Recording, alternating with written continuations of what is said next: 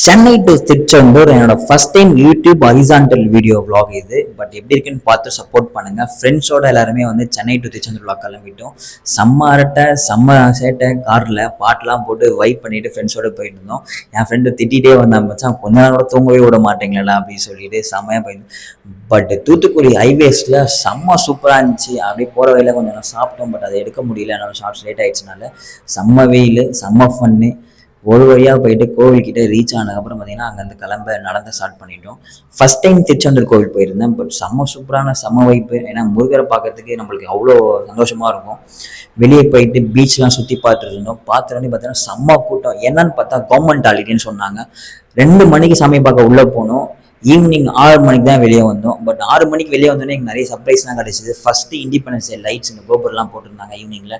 அதை பார்த்துட்டு வெளியே வந்தோடனே பார்த்தீங்கன்னா நம்மளோட பெரிய கோபுரம், நம்ம திருச்செந்தூர் கோபுரம் இருக்கும். அதை பார்த்துட்டு திரும்பினா தங்க ரதத்தில் முருகர் வந்து கோவிலை சுற்றி வந்துட்டு இருந்தார்.